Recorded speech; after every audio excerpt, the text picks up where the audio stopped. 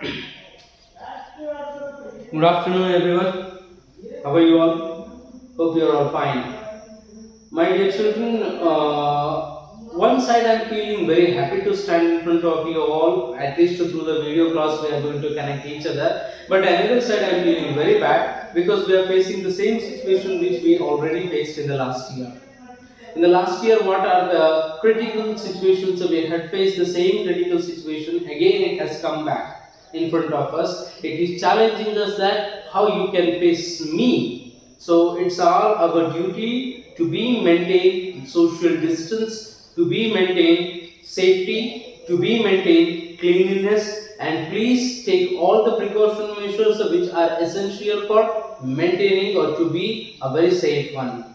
So, my dear children, I am standing before you all in this pandemic situation, in this corona situation. So, through the online classes, we all the people will be connecting with you all every day. You are going to connect with us every day. Though we are not there face to face, but mentally we are there with you people. So, with these words, let us go ahead with the beginning class of ours. That's the English grammar. So, my dear children, after the alphabet, the children they are going to be forced, or the children they are going to focus towards the tenses. Why only the tenses they are focusing after the alphabet? As already we know that most of us are, or most of our teachers, or most of the teachers they are teaching you people the definition of alphabet and how many number of alphabet. If they ask you the question, then most of you may give the answer that there are 26 alphabet, which is wrong. Alphabets are what? Alphabet is just a single alphabet definition. It is very clearly saying that set of all 26 letters. So in English there are 26 different letters are there. All the 26 different letters A to Z all together, if you are combining or if you are putting into one jar, it will consider as an alphabet. So therefore alphabet is a singular. This is the general truth which we all people know, that after the alphabet the next term which we need to focus a lot in the English, that's tenses.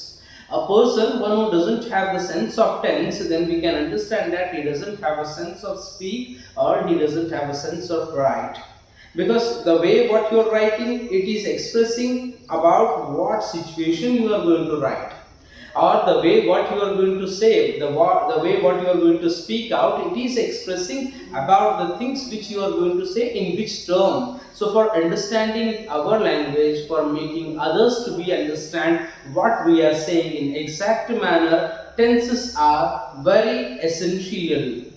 So through the tenses only we can learn entire the English. So my dear children, tense wise we are going to calculate, as already we know that the tenses are classified into majorly three different types. First one is present tense, second one past tense, and third one is future tense. And whereas in the present tense, we can classify the present tense into four different types. First one is simple present tense, second one present continuous tense, third one present perfect tense, and the fourth one is present perfect continuous tense. In a similar way, past tense also there are the four different subtenses: simple past tense, past continuous tense, past perfect tense, past perfect continuous tense. Again, in the future also there are four subtenses: simple future tense, future continuous tense, future perfect tense, and future perfect continuous tense. Overall, the major tenses, if you are calculating, we can call that there are three different tenses. One is present, past, and future. Whereas the subtenses altogether, if you are going to include, we can find there are 12 tenses are there, my dear children. So among the 12 in today's class, we are going to concentrate towards the first tense, first subtense. That's the first tense is present tense, and in this present tense, first subtense is simple present tense. So what's exactly the definition of simple present tense? Formula and other forms of simple present tense. These are the things which we are going to notice in today's class. So let us start our class.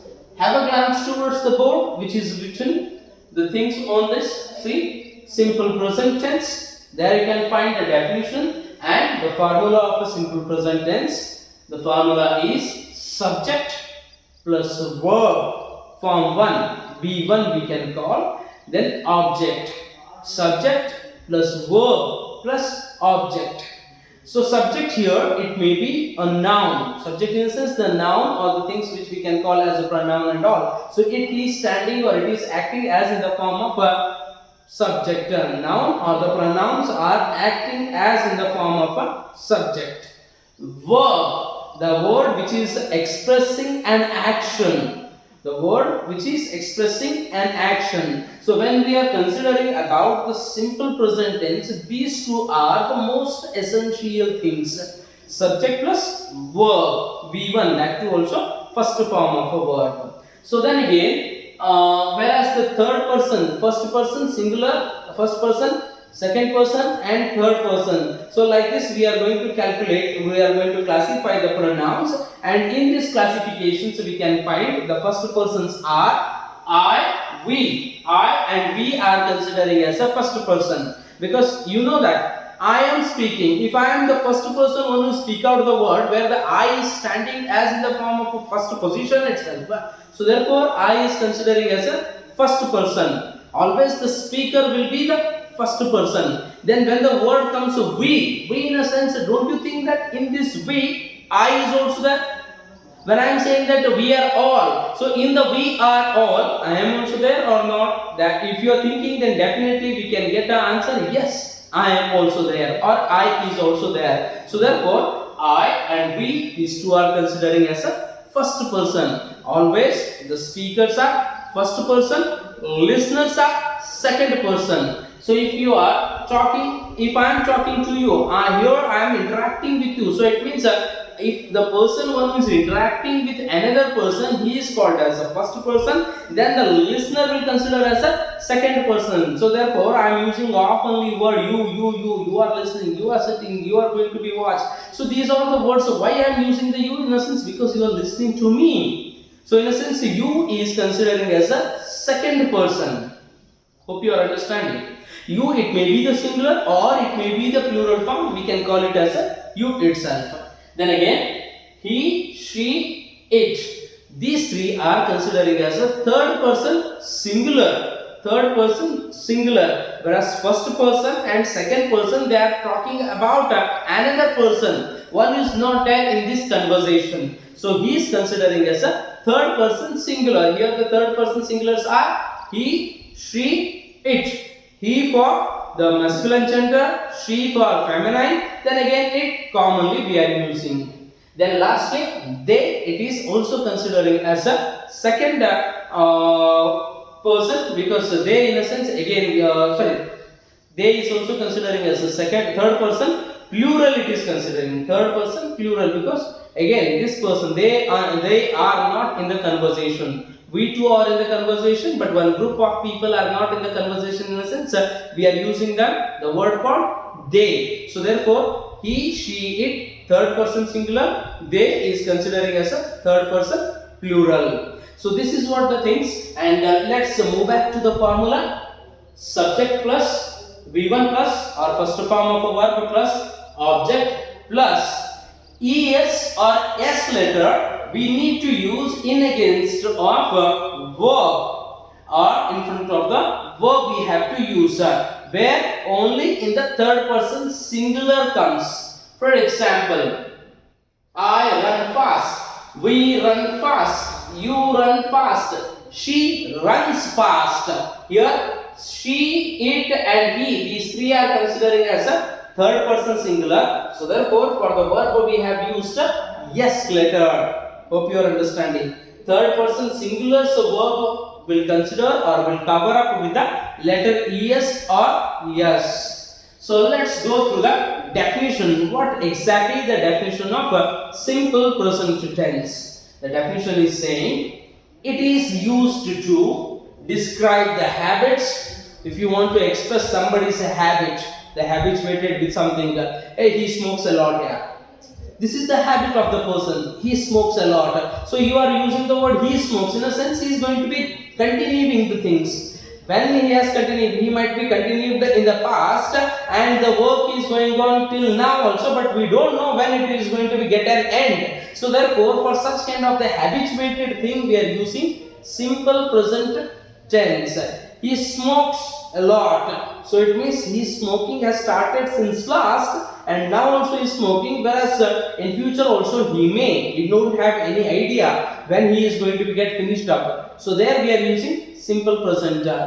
Hope you are understanding. She drinks tea a lot. She sips tea a lot. The word we are using, she drinks tea a lot. Instead of using the word drink, I must have to say that she sips. Sip in a sense, which we are going to take a sip wise. In a sense, slowly, bit by bit, which we are going to take out. There we are using the word sip. We should not use the word that drink, because hard thing wherever whatever we can find, for that we can use a sip. If it is a cold or if it is a water or something else, so that we can use it as a drink, because continuation will be there. And here sip in a sense, there will be a lot of breaks one to other. So therefore we are using sip there. She sips a tea. So it means it is her habit.